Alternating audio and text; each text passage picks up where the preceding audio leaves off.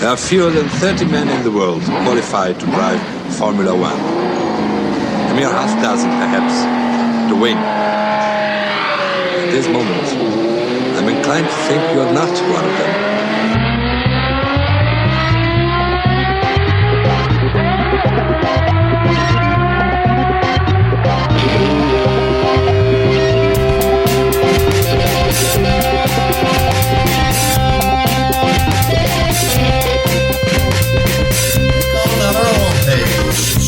No, you want to.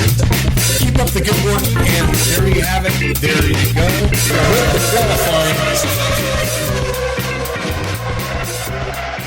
Welcome to F1Weekly.com. My name is Clark Rogers. I'm the host of the program.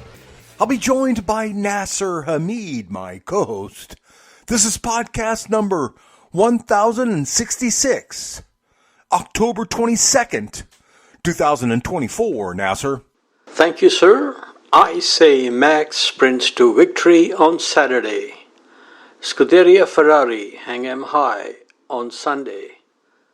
We have 60 place grid penalties in a 20-car field, only from the mind of FIA.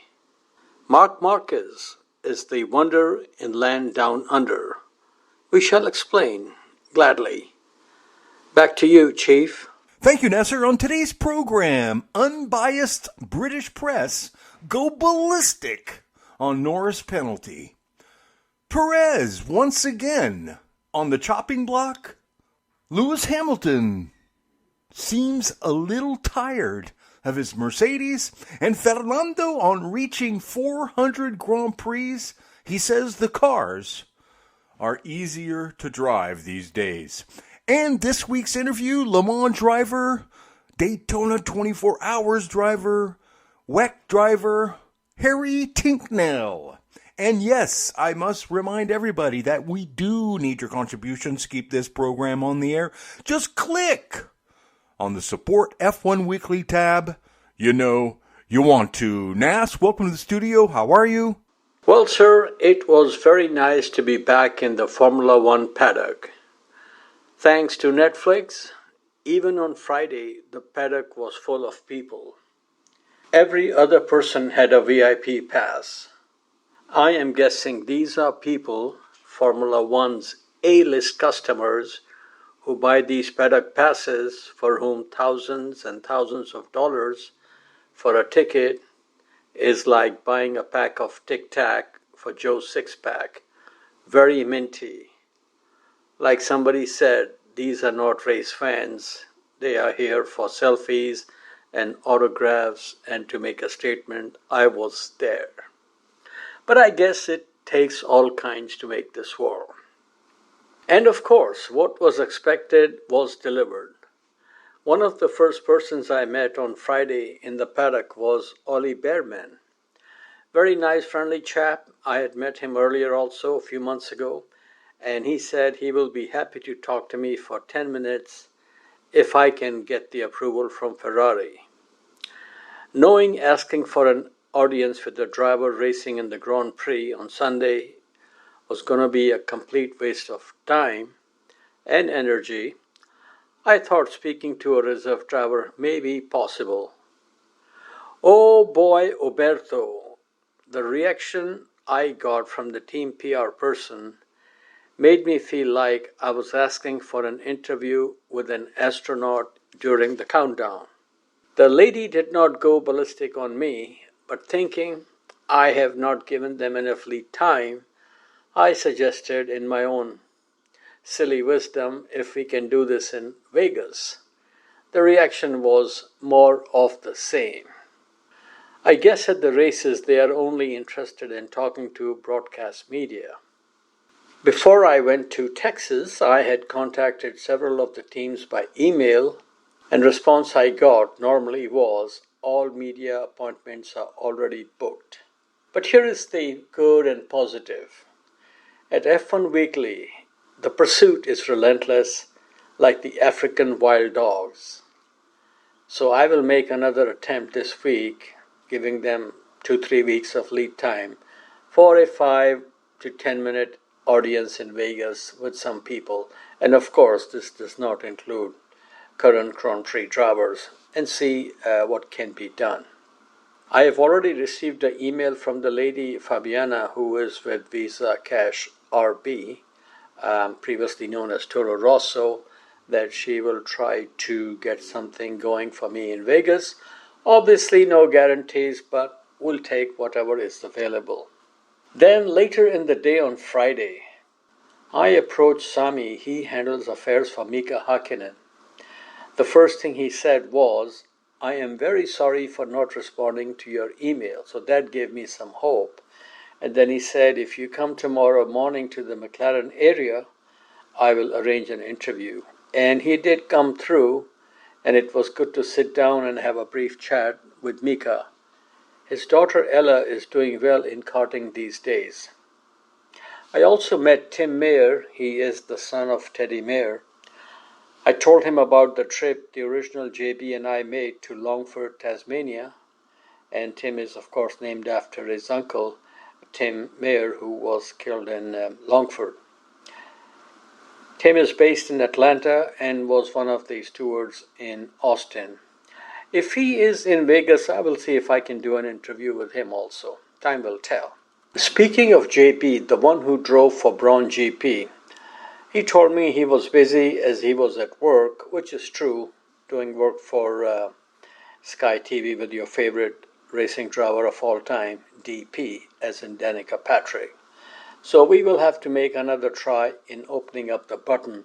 I think best chance with him would be not to try him at a Formula One race, but maybe at a sports car race. I also had a very nice long chat with Tom Christensen, the Le Mans legend. He told me his son is involved in driver management and one of his clients is Robin Freins. And Robin Freins was a very good racing driver in single-seaters. Unfortunately, he did not make it to Formula One, but I think right now he's racing in Formula E.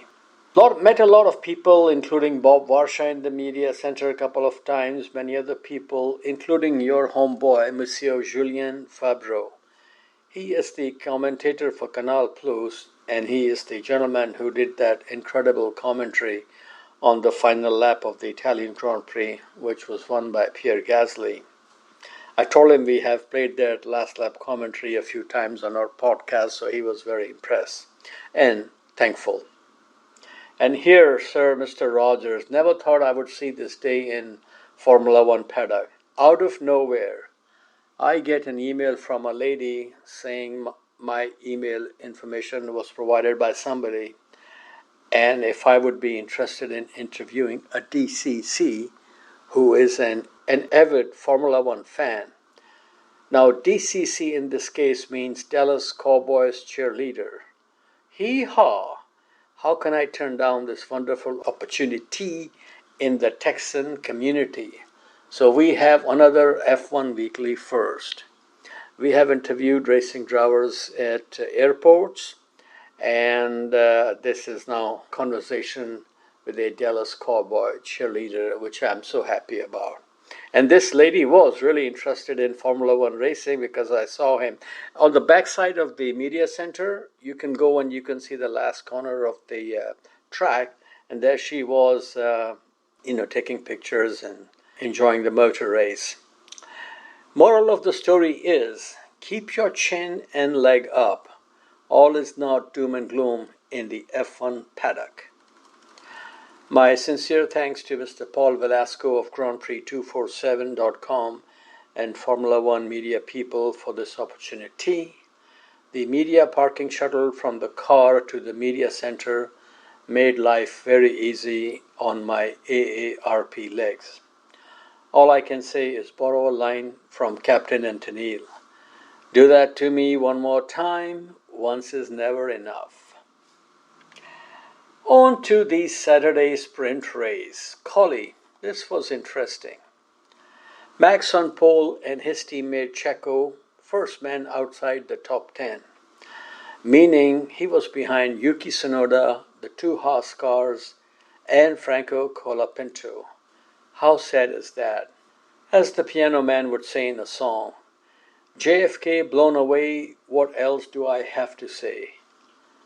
I say Dr. Marco did not start the fire, but he may fire him. Your thoughts on the sprint race, sir? And will Checo be KO'd by Dr. Marco at the end of the season? What say you? Well, the sprint race was exciting, and I was surprised to see Max on pole, but apparently they have repaired a few issues. And I'm not sure what's going on with the adjustable bib, but that is one of the issues. But no, it was an exciting sprint race. I'm glad for Max. That gave him a little bit of a jolt back into the championship standings. And yeah, I mean, what's going on with Checo? I mean, all the articles say the same thing. You need to be closer to your teammate for the Constructors' Championship, and he's just unable to do that. And when we go to Mexico, he better perform well, or his father could have another health issue. So please, Checo, please. We need a 1-2 in Mexico. Por favor. Back to you, Nas. Now we talk about the race, the United States Grand Prix at Austin, Texas, 2024. The winner, Charles Leclerc. Very impressive, sneaky job in turn one on both Max and Lando as they were trying to deny each other the race lead. Lando took the pole by a tiny margin, and I had a discussion with a journalist in the media room, French journalist, just before the start of the race, actually, as the red lights were going on. And we both agreed that Lando will not win the race, and we also agreed Max Verstappen will be the winner. Well, we were both wrong on that one, as Monsieur Monaco Charles Leclerc had other ideas. I was pretty sure one press of the DRS button and Max will be gone, like the sprint race. But Leclerc shut the door on that as well. Your thoughts on the start, sir? Were you surprised Lando and Max did not take out each other? I was surprised a little bit, but Max knows better because the criticism would be just ridiculous. And we saw what happened in the British press that are extremely unbiased and fair, of course. No, I thought it was awesome. It was an intense start. I still think Norris could have been more aggressive in blocking Max, but you have to give it to Leclerc. He sees the opportunity, he seizes the opportunity, and he makes the opportunity work for Ferrari. So I think he's becoming a better and better driver. And like he said, it was a lonely drive, but it was a beautiful performance. I'm so happy for Ferrari. A 1-2 in Ferrari in the United States Grand Prix is a beautiful, beautiful thing. So the whole weekend was wonderful, and I'm really glad you were there. Of course, I'm jealous that I did not get to interview the Dallas cheerleader, but hey, c'est la vie. Max was expected to pounce on the prancing horse after the race went green following LCH spinning out all on his own. But Leclerc kept his lead and within a lap was outside the DRS zone of Max. Yeah, I mean, it was... I kind of expected that this was going to happen. I knew that Max would go all in into turn one. I knew Lando will try and do absolutely everything to defend to Max. And so I went a little bit wider in entry to prepare the exit, and that was a winning bet, which helped me quite a bit for the rest of the race, because then I had free air and we were very, very fast on that first stint. So then it was all about managing the gaps.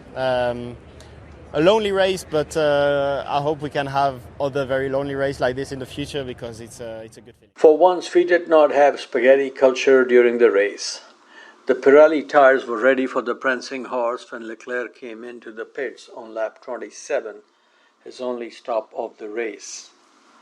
He and teammate put on a good, close and clean combat in the sprint race, and Carlito was back in town to give Ferrari a 1-2. First Ferrari win in Texas since 2016, when Kimi Raikkonen recorded his 21st and final Grand Prix win, and it is first Ferrari 1-2 in the US since the 2006 US Grand Prix at Indy, when it was Schumi winning and Felipe Baby second. And you and I were there. Sainz Jr. was second, first podium for Carlito since the Austrian Grand Prix in June. He will miss his red ride next season. When he came to Ferrari, he hit the ground running and was quite a match for Leclerc. He has won a few important races for them, and I expect him to be the top dog at Williams next season. Ferrari may have done him wrong, but sun will come up for him and for everybody else alive and breathing on January 1st, 2025. Max Verstappen, based on his victory with authority from downtown Austin in the sprint race, looks like Red Bull has found their mojo. It is mind-boggling that Mighty Max has not won a Grand Prix since the Spanish round, and that was in June. Winning the sprint race and then finishing ahead of Norris on Sunday has put a big dent in his hopes of becoming McLaren's first world champion since LCH in 2008. Third place in Austin gives Max 110 podiums in Formula One. And listen to this, Mr. Rogers. 110 podiums for Max. In other words, he has been on the podium in almost 54% of his races. Simply lovely and simply incredible. You may ask yourself, does he have a teammate? The answer is si, senor. He was 9th in the sprint race and 7th in the Grand Prix on Sunday. In the championship, one Red Bull driver leads with 354 points. The other driver is 8th in the championship with 150 points. The gap is just way too embarrassing, or I would say way beyond embarrassing. It is no wonder Honda is now requesting Red Bull to give their boy Yuki a test in the Red Bull car and hopefully promote him to the least desirable position in Formula One, and that is being teammate to Max. I think somebody should tell top man at Honda Racing, Koji Watanabe-san, be careful what you wish for, just might come true. Mr. Rogers, if Checo is dropped by Red Bull, who would you like to see as his replacement between Yuki, Liam Lawson, and Colapinto? Well, to be honest with you, I think Yuki Tsunoda deserves this spot, this test. I think he's going to get it because I think Honda's right. Perez languishing mid-pack is a perfect opportunity to give Yuki the shot, and if he fails, which is predictable, at least he tried. And those are the biggest regrets. If you don't try, you don't have a shot at it. So let's go, Yuki. Frankly, I don't think the problem is Checo. And the problem was never Pierre Gasly, and the problem was never Alex Albon. The problem is that guy in the other car. He is just damn quick. And that's all there is to it. So no matter who they put there, that guy is going to get slaughtered big time. Now we go to Lando Norris, man who started from pole position and finished 4th. Tremendous dicing with Max in the closing laps. Passing Max on the track has never been easy and never will be. Some say Lando does not have the killer instinct, but job number one of any driver is to bring the car home, which he did. Regarding the 5-second penalty, I think both drivers going off track should be taken into consideration, like Lewis and Max at Interlagos in 2021. Yeah, clearly I didn't give the position back because we thought we were in the right. Clearly we weren't. I still think we were, considering Max went off the track. Normally if you defend your position and you go off the track, you have to give the position up. In that case, I was ahead. I kept my position because he needed to give it back. And that's the way it is. So I think I did the correct thing. But I don't make the rules. Max drove well. It was a fun race between us, good battle. And yeah, he defended well. He did everything he had to do. I think Lando is championship material in a championship package. And as we have seen, even the very best don't win if they don't have the best package. Winning the championship this year was always a long shot for Lando, given the start Max had in the early stages of the season. I am very happy we are not seeing dirty driving like teammate rushing into Max to help his comrade, and that's never good. It does look like both Lando and Leclerc have a problem winning races from pole position. Here is the situation with Max. If he's on the front row in second, if you block the inside, he's just going to go brake late on the outside, grab the lead. Okay? And if you try to block the outside area, give him any opening, he's on the Ayrton Senna program. If he sees a hole, he's going in and he's going to brake later than any driver on earth and grab the lead. So it's lose-lose situation if Max is on the front row with you. Lando's teammate Oscar Piastri was fifth. He was lacking dingo bite in the Grand Prix, but future is bright for this young man from Melbourne, Australia. Now we come to everybody's favorite, LCH. Oh, the misery and the Hamilton humanity. He was in the kitty litter on one of the opening laps, and he said, which something got my attention, he had never spun before in a race. We may have to get Inspector Clouseau to investigate this. The tremendous recovery drive he had in Istanbul was after a spin in Istanbul in a GP2 race, also known as Hapidos, but to be fair to him, I do not remember if that spin was all on his own or maybe he tangled with somebody. So we will dig into this and find out if Lewis Carl Hamilton has ever spun before on his own. And he did go off the track in the German Grand Prix in 2007 when the crane lifted his car. I don't know if he calls that spinning out, but not a big issue. You can't argue with a guy who has 105 Grand Prix wins. Thank you very much.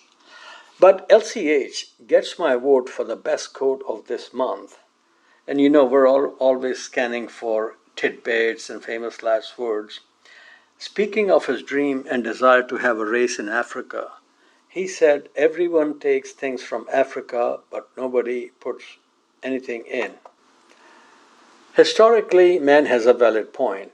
But sitting in his $1 million penthouse in Monaco or Manhattan, I don't think he understands reality on the ground for the common man in Africa. Sad but true, even oil-rich African countries like Angola and Nigeria have not provided basic amenities to their masses. And we will stop there because this is not a political show. Next, misery loves company, George Russell. He was off song and finished sixth, 56 seconds behind race winner. Toto Wolff called the 5-second penalty on George a total joke. Obviously, no love lost between Toto and FIA. Sergio Perez was seventh. The last time he was in the top 5 was when he finished 4th in Miami, and that was on May 5, and here we are sitting in late October. He needs to do a serious andale, or it's adios amigo from Dr. Marco. Nico Hülkenberg was 8th for Haas, second point scoring finish for the Audi-bound driver in the last 7 races. And here is some interesting information, Mr. Rogers. Speaking of Audi, I had a chat with a German journalist who said he had his doubt on this program from day one. Reason being too many changes at the top. And now that VW Group, which Audi is part of, is looking at massive layoffs in the fatherland, it puts their F1 project in the same place as Mercedes when they wanted to enter Formula One in 1992 with their own car and local chap by the name of Michael Schumacher. Problem has been, or was in the case of Mercedes, you cannot lay off thousands and thousands of people on Monday and on Tuesday announce we are going Formula One and fishing with Lawrence Stroll. That will definitely not go down well with Dodgen folks. Moving on, once upon a time, in the season of plenty which you have forgotten, 2007, Fernando Alonso discovered a new BFF. In the season of 2024 in Texas, he found a new bucking bronco, Liam Lawson, in his first drive since Daniel Ricciardo was dropped After the Singapore Grand Prix, the driver from New Zealand charged his Visa Cash App RB to ninth place finish. Mr. Rogers, is this the dawning of the age of Kiwi Cage Rattler, or will we have peace in Oviedo in our lifetime? We will have peace. Everything's going to be fine. Fernando just had to have a little talk with Liam, but no, the worst part is the Aston Martin has gone so far back, and we're so far away from the success they had in 2023 with those 8 podiums. And I'm afraid that Adrian Newey has so much work to do that Fernando could very well be in his late 40s by the time this car is competitive. So we'll see what Honda can accomplish with Adrian Newey. Maybe they could repeat what they did at Red Bull, but I have some reservations. But poor Fernando. Final point from 10th place finish was taken by Franco Colapinto. They are no longer crying in Argentina for the next Reutemann or Fangio. Colapinto is making a strong point to be on the F1 grid full time. For the sprint race on Saturday, he got his Williams in Q3. Very impressive.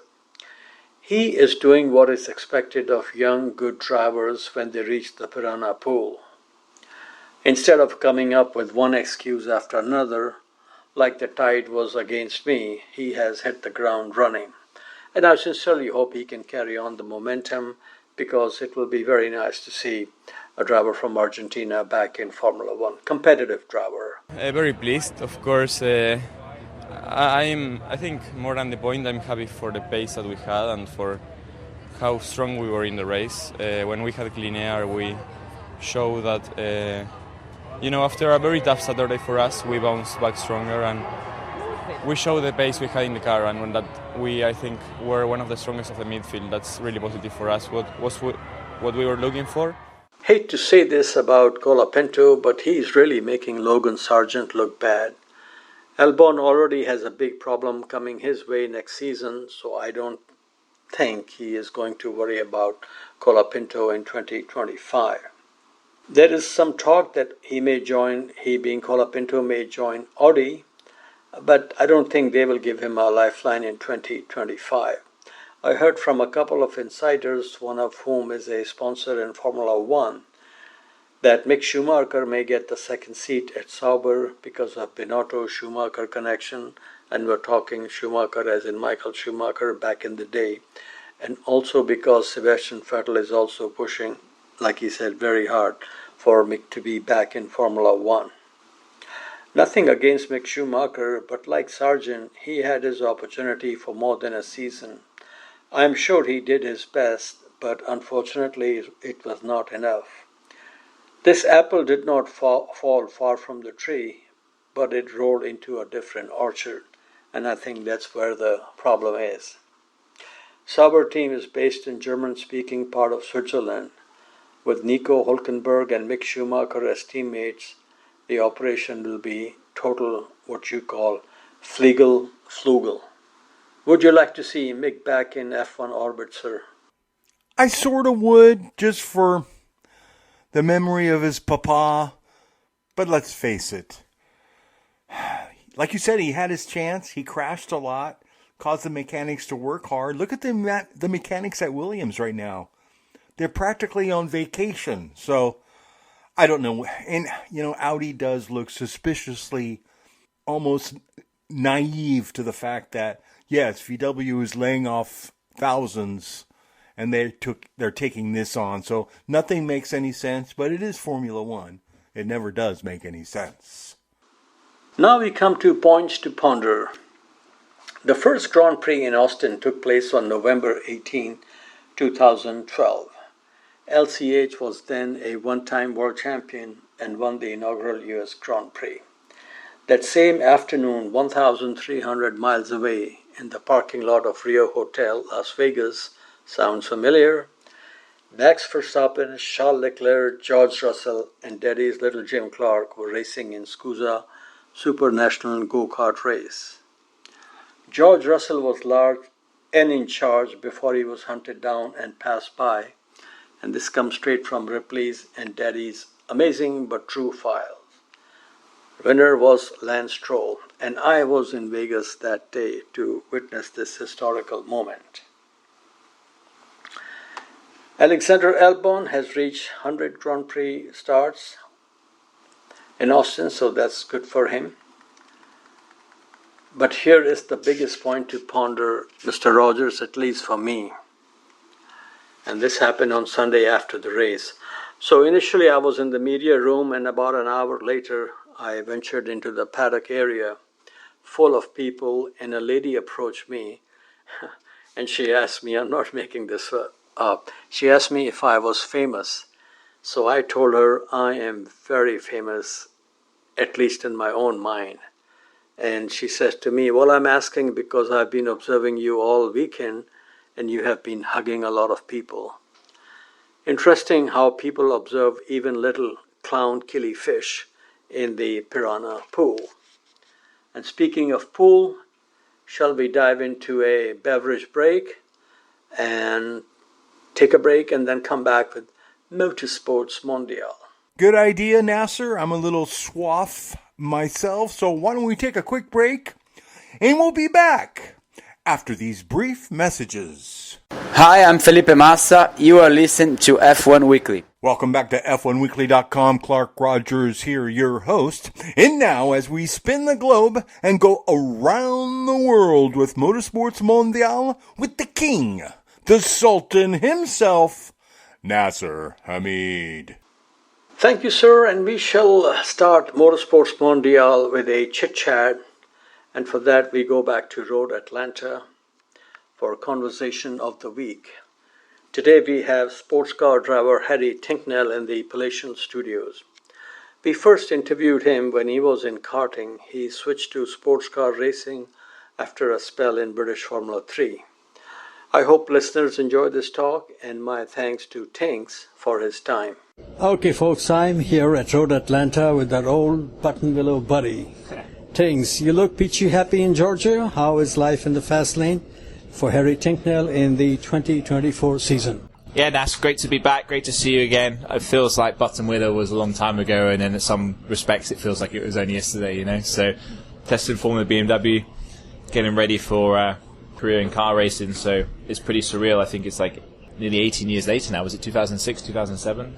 Sort of time, maybe 17 years. So, yeah, here with the Ford Mustang GT3 program in IMSA, and I'm also racing Proton Porsche in 963 Hypercar in WEC. So it's been a busy year. It's been exciting, and happy to say the results, especially in the Ford, have been really strong second half of the year.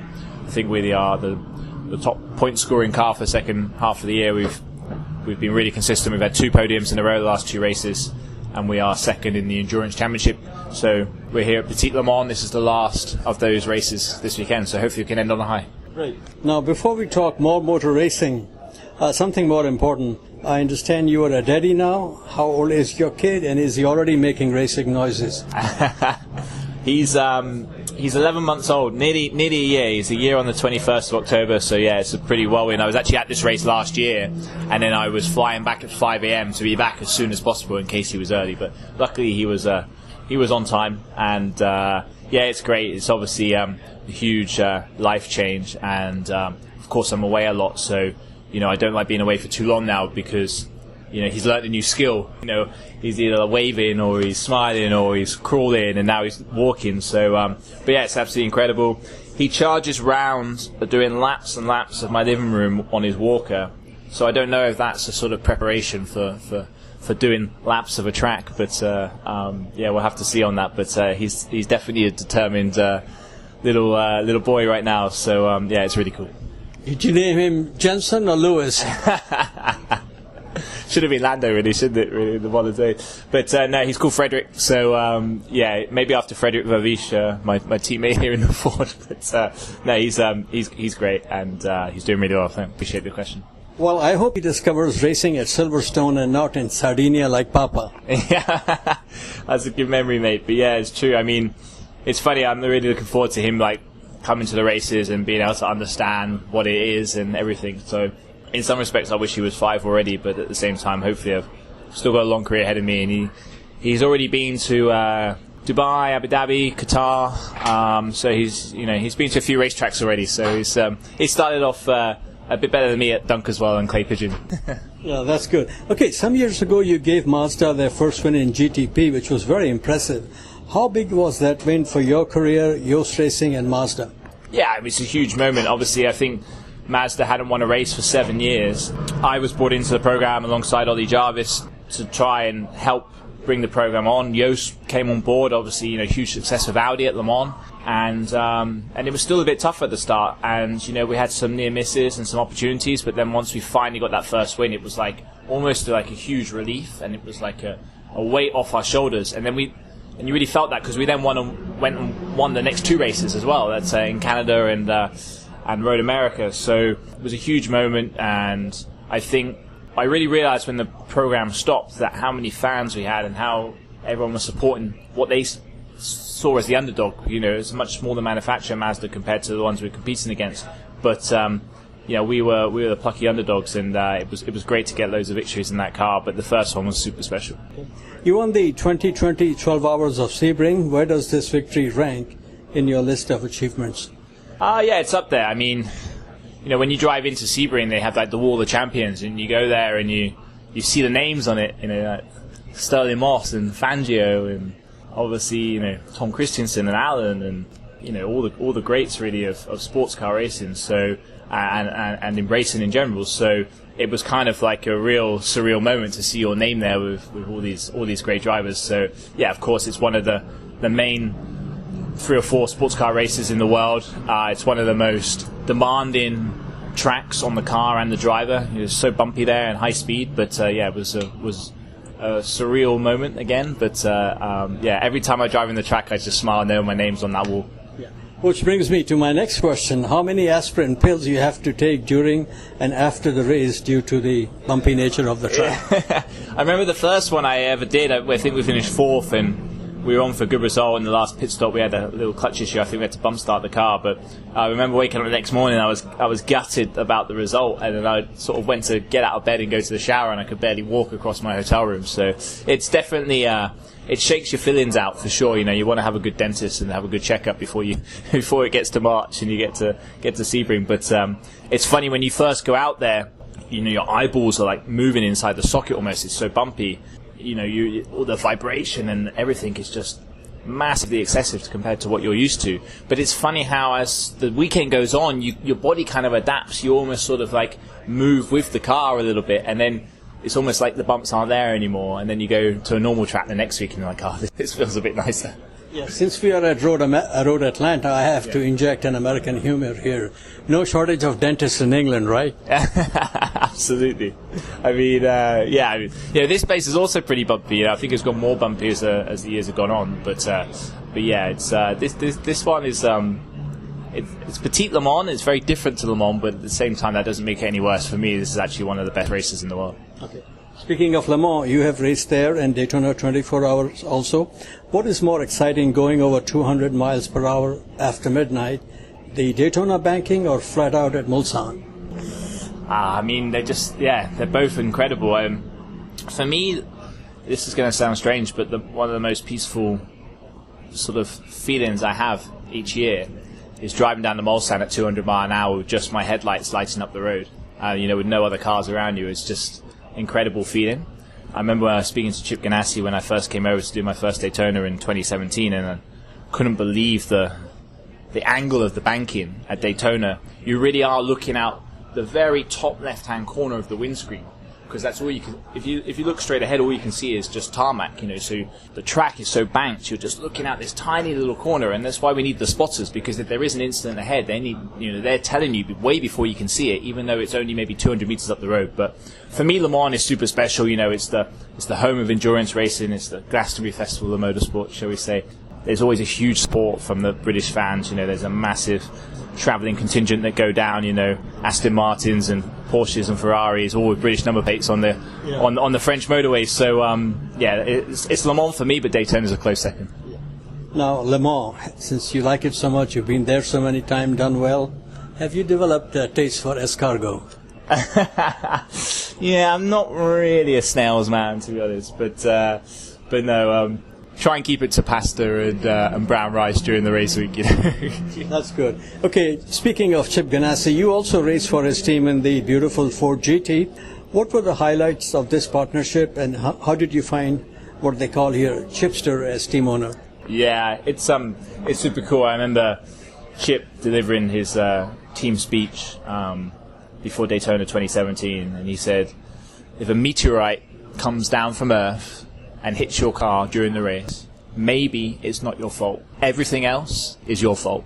And it was a bit like, oh wow, this is an interesting motivational speech. But no, it was really cool. I mean, obviously, you know, huge history, just being able to spend time with him and listen to his feedback and everything. I think it helped me as a driver, and obviously the Ford GT was a fan favorite car, absolutely beautiful car. It was very successful on both sides of the pond, and you know, I was very grateful because that was my first sort of proper factory deal within sports cars, and it led to everything that's come since. Okay, when in sports car racing you have a teammate. When it comes to setting up a car, which driver has the most say? I'm sure different drivers have different style. How does a compromise is reached, or you just tell them, hey, I'm number one, screw you? Absolutely, yeah, this is my car, so you adapt to me. I think, honestly, they try and pair the drivers. I think when you first come into a program, try and pairing them on driving styles, and if they get on, if there's sort of similar stages in their career, speak the same languages, everything like that, you know. So I'm actually paired with two Germans here, but my German's not really coming on too amazingly this year. But I think obviously, you know, you got to compromise, but at the same time, I'm lucky with Mike. You know, he and I always kind of say the same thing about the car and want the same thing from the car. Mike Rockenfeller? Absolutely, yeah, Mike Rockenfeller. He's obviously, it's cool driving with him. You know, I was doing European F3 in 2013 when the year he was DTM champion, and we were supporting those races. And I remember those days. Yeah, absolutely. You know, and at that time, all they wanted to do was DTM because, you know, you're on that package, and it's, you know, Hockenheim, 80,000 people, Norris Ring, 100,000 people. You know, so it's cool to be driving with him now. But yeah, you just have to. You both go out and feed it, and then generally just try and move the car in the same direction that you both wanted. If there is sometimes a massive difference, then, you know, one side has to give up a little, one side has to give up a little as well, you know. Like, even with the seat, you know, Mike's a lot shorter than me, so he needs a little bit different requirements from the seat that I do, and we have to just try and meet in the middle the best way possible. At the end of the day, the only thing that matters is the car having its best position possible. We don't really care if it's me in the car or it's him in the car, I'm qualifying, he's qualifying, whatever it is. As long as it's best for the car, we don't mind. Who decides who starts, who finishes? It's the team, but honestly, we're old enough and ugly enough now that we kind of decide it a little bit ourselves. So we just said at the first race of the year, okay, I'm going to qualify, and then we just alternate it from there each race. So that means it's simple, and you turn up to the weekend and you know, right, this weekend I'm qualifying, I'm starting. And it means that, like, in testing and stuff, you can pre-plan who gets the new tyres and the low fuel run, and who's doing the fuel saving runs and the longer runs and on older tyres, whatever. So that's the way we do it, but everyone's a bit different. So there is no towel fight like Milka Duno and Danica Patrick? I don't know that story. You have to inform me of that one. But I'll send you a YouTube link. Oh, okay, fine. You know the story of shoe on the track. Yeah. I mean, I think it can be like that sometimes, but honestly, I think in a professional team and in a well-oiled machine like Ford Multimatic Motorsports, you know, we this is how we do it, and I think it's been successful so far. You know, motor racing is very global. You are traveling, I travel now and then. All of our listeners, a lot of them travel. Very important question: when crossing the pond, who serves better tea and crumpets in the air, British Airways or Mr. Branson? Well, British Airways has that partnership with Tiptree, the jam, you know, the very British jam, you know. So I would say maybe British Airways has that one, but you know, Branson, you know, with the red planes and everything, I think they're pushing hard. You know, I'm sort of probably 50-50 on both, but I would say you know, you can't beat a bit of British history and quintessential British style, so I'd say British Airways. Okay, cool. Okay, your manager, I believe, is still Mr. Alan McNish. What is he up to these days, and how involved is he in the Audi F1 program? And I'm going to Austin. Will I see him there? Yeah, he's still very involved with me. He does all my deals, all the negotiations. He still gives me advice on driving and everything, you know, outside of the cars. So yeah, he's a very big part of my team and a big part of the reason that I've got as far as I have in my career. So yeah, very thankful to him. And yeah, I mean, obviously, he is been involved with the Audi program for a long time as a driver, and then as a Formula E team principal, and obviously now it's super exciting to go into F1. I mean, I am, of course, I'm with Ford, he's with Audi, so there's a certain line that we never really cross in terms of like conversation. So I actually don't know right now exactly what he's going to be doing at Audi, but yeah, I've seen him at a few Grand Prix this year, so if you're lucky you might bump into him. But I know you were at Monaco Historic the other day, so I don't know if you saw him in his hometown. No, remember, I think you told me he's in Berlin that weekend. Oh, yeah, something like that, yeah. I mean, he's also traveling 300 days a year, so it's kind of crazy. But, yeah, he's, it's going to be an exciting time for him as well, with whatever he wants to do. And I think everyone's excited to see how Audi do when they get into F1. Yeah, okay, you have an autograph session coming up in 4 minutes, so last question. No worries. In 2025, there will be 4 Brits on the F1 grid: Lewis, Russell, Lando, and Ollie Behrman. At the end of the season, who will be most merry according to Harry? We're not counting Albon anymore then. Is he tied now? Albon. Well, yeah, he says he's tied, which I don't buy it, but, we give him benefit of doubt. Yeah. Yeah, it's very interesting, isn't it? I mean, it's super exciting to see Lewis at Ferrari, see how he gets on there. Hopefully he can be winning again.